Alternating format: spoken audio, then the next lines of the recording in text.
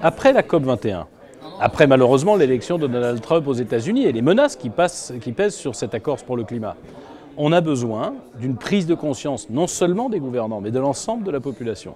Et c'est à travers les élections qu'on fait des prises de conscience. Leur montrer une fois encore que ce n'est pas une contrainte que d'avoir une politique environnementale, mais c'est une chance.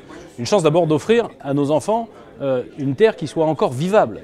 Une chance de développer économiquement. Ce n'est pas un coût, c'est une opportunité de création de richesses, de nouvelles technologies, des métiers à haute valeur ajoutée, des techniques qui ne sont pas délocalisables, mais aussi l'économie circulaire qui, par définition, permet d'améliorer la situation. Ce sont des centaines de milliers d'emplois, ce sont des milliards d'euros, des points de croissance qui sont à notre portée.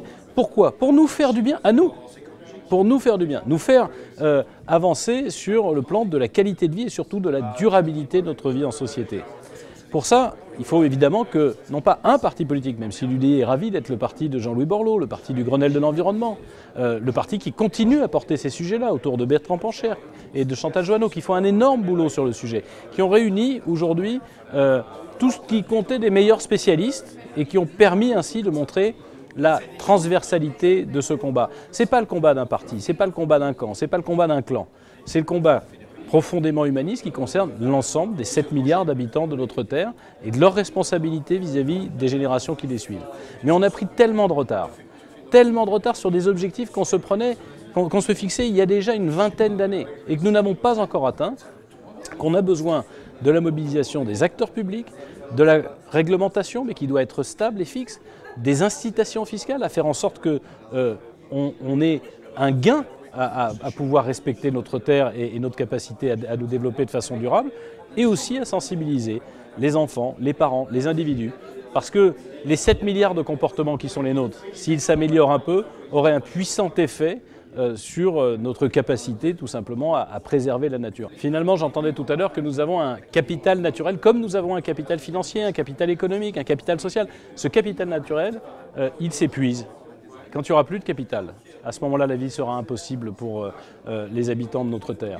Et donc ce capital, il doit devenir, il doit même être calculé, il doit même être préservé, valorisé, de la même façon qu'on le pense pour le capital économique. Les deux doivent désormais être liés, parce qu'il n'y aura plus de capital économique s'il n'y a plus de capital naturel.